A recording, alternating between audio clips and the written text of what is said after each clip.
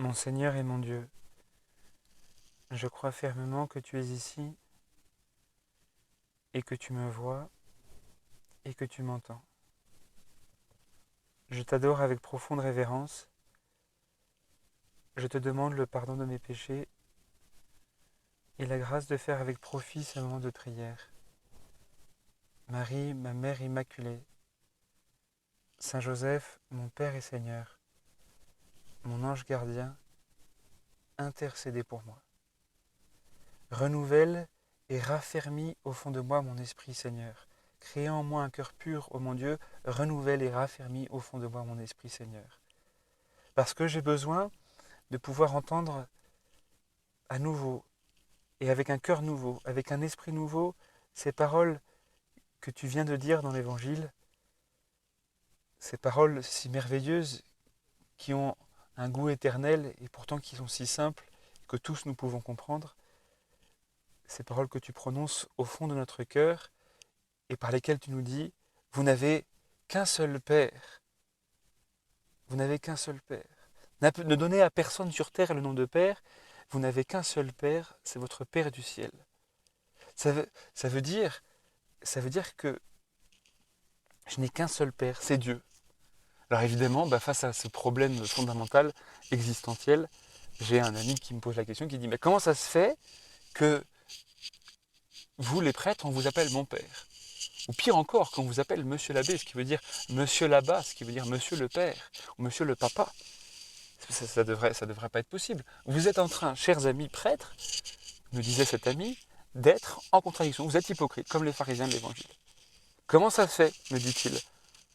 Et comme j'ai regardé Rabbi Jacob et que donc je suis un bon fils d'Abraham, j'ai répondu à cette question par une autre question. Et comme il est père, je lui ai dit, mais comment se fait-il que tes enfants t'appellent papa? Ils ne devraient pas pouvoir t'appeler papa. Et ils ne devraient pas dire mon père. Puisqu'ils n'ont qu'un seul père, eh bien ils ne devraient pas t'appeler ainsi. Donc tu es aussi pharisien que moi, cher ami. Comment ça se fait-il? Et évidemment, donc, on a essayé de répondre à la question et de réfléchir dessus. Et c'est pas évident d'arriver à répondre à cette question. Parce que ça voudrait dire qu'on devrait prendre conscience beaucoup plus profondément de la réalité que Dieu est mon Père. Que c'est ça le fondement de mon existence. Que l'existence de ce petit bébé qui était assis sur le porte-bagages posé sur l'arrière du vélo de son père, eh bien, n'a pas tant à s'appuyer sur celui qui pédale devant, mais euh, sur son Père du ciel. Que son vrai Père, c'est pas celui qui l'appelle papa, mais c'est Dieu. Alors allez expliquer ça à ce jeune père de famille, à ce jeune enfant, peut-être qu'ils seront un peu surpris. Et avec raison d'ailleurs. Mais qu'est-ce qui compte le plus? Eh bien, ce qu'est en train de nous dire le Seigneur aujourd'hui, ce qui est en train de vouloir nous faire vivre le Seigneur pendant ce carême, c'est de nous dire que ce qui compte le plus, c'est que Dieu est mon Père. Le carême, c'est quoi? Le carême, c'est un père de famille qui veut partir euh, en promenade avec son fils.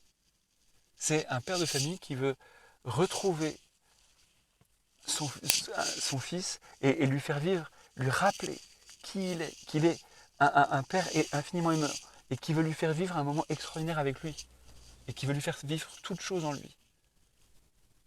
C'est ça qui est extraordinaire. On voit dans un film, on voit un gendarme et son fils qui poursuivent un, un malfaiteur et son fils qui vont passer une session père-fils, non, alors animée par une dame, etc. Ils vont passer une session père-fils pour essayer d'arriver à recoller les morceaux parce que la relation père-fils ne se passe pas très bien. Et c'est ça dans beaucoup de relations. Les relations père-fils ne se passent pas toujours au beau fixe ou comme on aimerait qu'elles se passent. Et donc voilà, il faut organiser des sessions, etc., avec des thérapies, etc. Et tout pour arriver à recoller les morceaux. Mais là, c'est pas que Dieu ait fait des erreurs envers nous comme pères, comme nos pères de la terre. Non, Dieu est infiniment bon. Et donc, c'est pas tant lui qui vient dire bon allez, j'ai pas été très sympa, on va repasser du temps ensemble pour essayer de se réconcilier. Non, c'est lui qui nous offre ce temps pour nous faire expérimenter de l'intérieur combien il est Père, pour nous faire revenir à la source de notre baptême. On méditait au début du carême sur ça, sur qu'est-ce que c'est que le carême? C'est revenir à la source. C'est revenir à la source du baptême.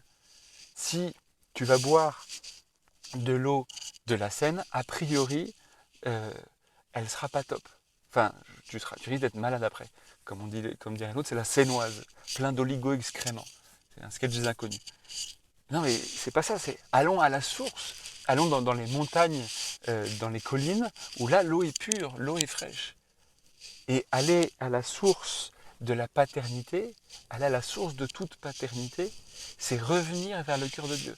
C'est au milieu du désert, faire l'expérience, toucher du doigt que Dieu est mon Père. C'est sentir, comme disait Saint José-Maria, c'est sentir que Dieu est mon Père. Voilà le fondement de toute vie spirituelle. Voilà le fondement de toute vie baptismale. Voilà le fondement de toute vie chrétienne.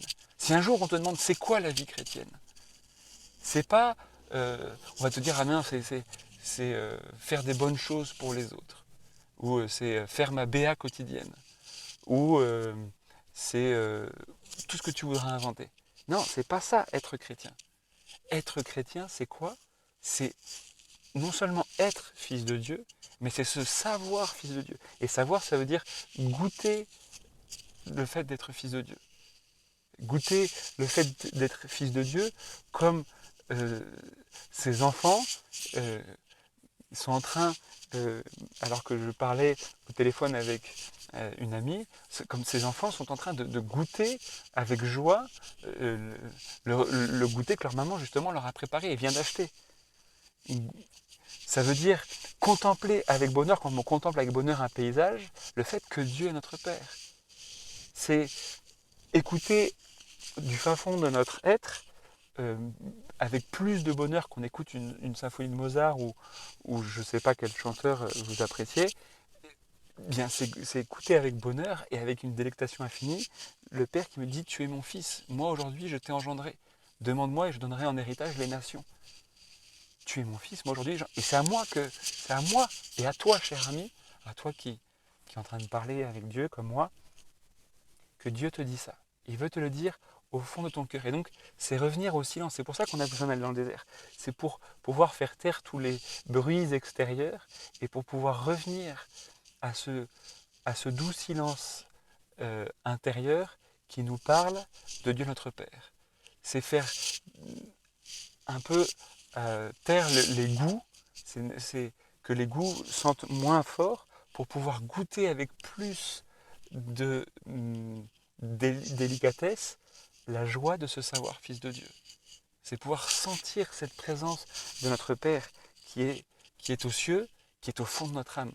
Parce que quand on dit notre Père qui est aux cieux, en fait on dit notre Père qui est dans mon âme baptisée, où là ciel et terre se touchent, comme ciel et terre se touchent lorsqu'on regarde l'horizon, on a l'impression qu'ils se touchent, parce qu'en réalité ils ne se touchent pas. Mais là où ils se touchent réellement, c'est dans notre âme, c'est dans ton âme.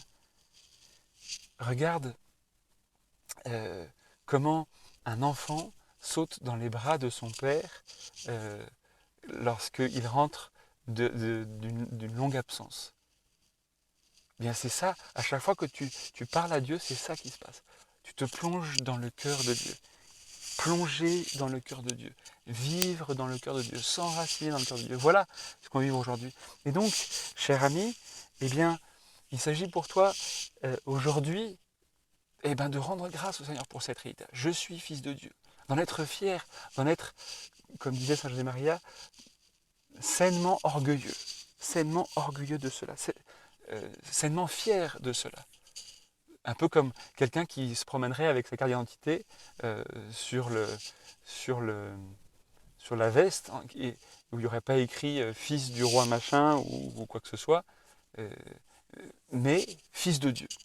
Bonjour, je suis fils de Dieu. Et ça, cette réalité, elle peut t'habiter à chaque instant de la journée. À chaque fois qu'il t'arrive quelque chose de bien, de dire merci papa. À chaque fois qu'il y a quelque chose que tu n'arrives pas à faire, ou tu sais que tu vas avoir du mal, papa, aide-moi. Comme un enfant. C'est cet enfant, là qui est devant moi pendant que je suis en train de faire la méditation, que son père vient de sortir de la voiture pour qu'il en sorte avec plus d'agilité. Ou ces autres enfants que je contemplais tout à l'heure, et qui faisaient une course avec leur père sur la montagne. Voilà, papa, aide-moi. Papa, aide-moi. Cette phrase qu'elle nous habite au fond de la journée, papa, fais-moi sentir que tu es là. Ô Esprit Saint, fais-moi connaître le Père. Ô Jésus, eh bien, fais-moi vraiment voir que je suis fils de Dieu. Fais-moi goûter, fais-moi sentir que je suis fils de Dieu.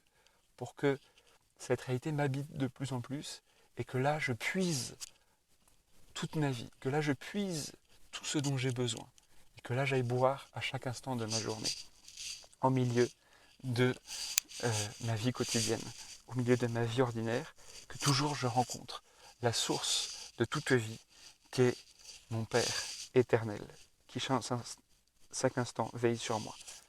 Je te remercie, mon Dieu, des bonnes résolutions, des actes d'amour et des inspirations que tu m'as communiquées dans cette méditation. Je te demande la grâce de m'aider à les mettre en pratique. Marie, ma Mère Immaculée, Saint Joseph, mon Père et Seigneur, mon ange gardien, intercédez pour moi.